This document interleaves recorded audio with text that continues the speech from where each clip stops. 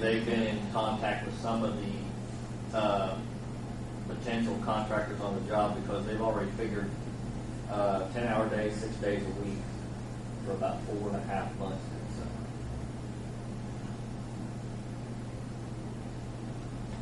And we've had quite a bit of interest from some of the contractors this past week. They've been making a lot of phone calls, gathering information, trying to get their bids in for next Wednesday. How many bids would you anticipate receiving from there? 4 to 6. Yeah, that'd be a good number. I think you'll have at least 3. You'll have Milestone, you'll have O'Mara, you'll probably have Jurgensen, you might have Kreider, maybe. Because they don't try to venture down as far. And Sunesis might slip over to Cincinnati because they've been calling. Yeah, they've been working in town before, so. And I don't know if Reeve and Riley will slip down or not, but they are playing over right now. So, pardon? They're big enough. They could easily handle it. So they will be posted on the website probably by 1 o'clock on the 12th, unofficial. You can go to the NDOT website if you're interested, and they'll have all the bids. By when? Probably 1 o'clock on the 12th. They open that morning. You can actually attend the bid opening if you want to in one conference room at the government center if anybody's that interested in going up. But otherwise, they'll be online by, like I said, before the end of the day, and then they'll have to review them, and they'll be final the following Monday or the Friday on the 14th. So you'll know for sure. The only thing that really can hold you up is they have what they call an engineer's estimate. And Darren can explain it. In other words, NDOT has a number they think the project should be at or less cost. And if all the bids come in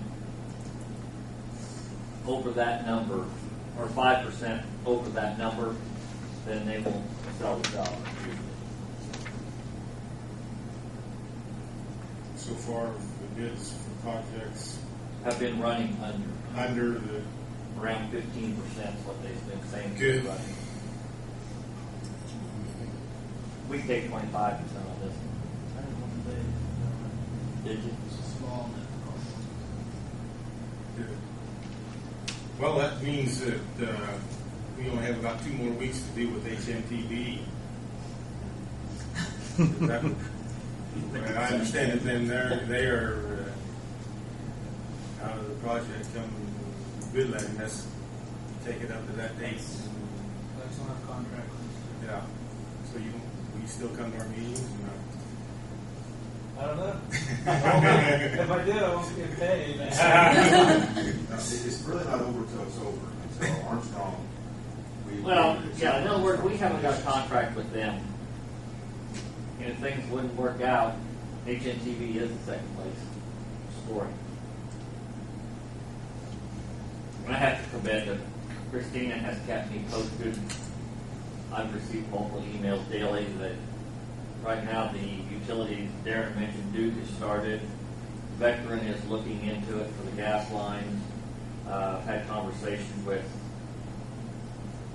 Enhanced Telecommunications. Who else is up in the air? Verizon is up in the air on the same poles. Comcast we've not had any correspondence with whatsoever yet. But the guys from Duke have been pretty good. They would all come in after you moves, right? They do have some other polls. Duke is doing it in 3 phases: north, middle, and south. And as soon as they get north done with Baruchel, right now ETC and Verizon both have said they'll come in and start relocating. And Right, as they move on to the next section, you mean as Duke moves on to the next? Duke moves on to section 2. The other 2 of them agreed to start moving on section 1. And I have to give Duke a little credit because they've made phone calls and threatened, well, when we get section 2 done, if you aren't off section 1, we're going to drop our poles. I doubt they can, but that's what they've been telling them. So they've kind of put some heat on to keep moving. As far as the finances, That was my next question. with John Julian, and I made sure that our local financial institutions has the first shot at it. included anyway.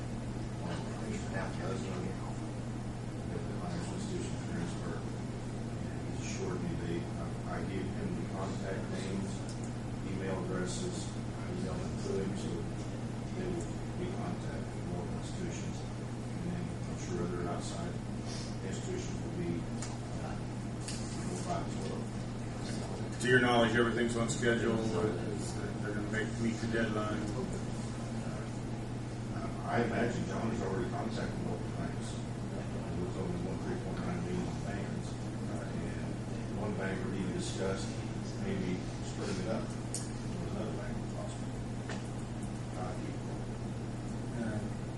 Bring me up to date on how that ties into the end up deal, letting the bids. We have to have the funding in place. When does funding have to be in place? NDOT will bill us within 7 days after accepting the bid. Okay, so we got to have it in by the 20th or 19th. So they will, somewhere around the 19th or 21st, we will receive an invoice from them. We have to make payment within 30 days. And that, what percent is it? Whatever we owe, which will be the bid, the construction cost. And we'd like to make that payment the next day. I'd like to hand deliver that check up the next day because I want to keep this project moving. And the authority is the one that negotiates that deal.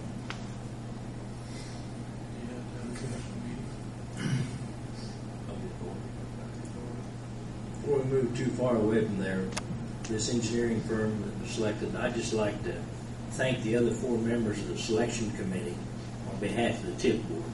Because there was a lot of reading, a lot of investigation, a lot of good ideas and items come through the investigation that all 5 of us done. It was a lot of work. Yeah, I'm sure that was a lot of work. I'd like to thank Steve Simmons, Jeff Smith, Jamie Kane, and Bob Reiner, and myself. I'd like to thank them on behalf Thank of you TIF for agreeing to serve on it and representing the 5th board. I knew that was going to be a big one. I'm glad I was out of town. But likewise, I enjoyed the association with HNTV.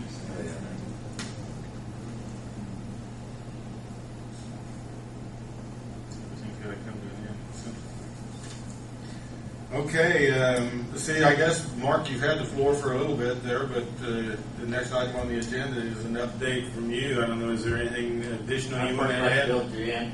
Okay.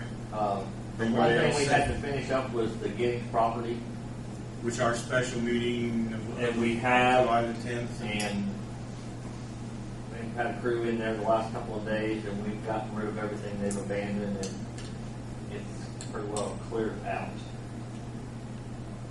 When will they begin demolition on that? Will that So wait each contractor shows up, he has a choice to, whenever he wants, I guess. In other words, once he gets the notice to proceed, he can come in the first day if he wants to and take the building down. What type of construction, Darren, do you anticipate this fall and early winter?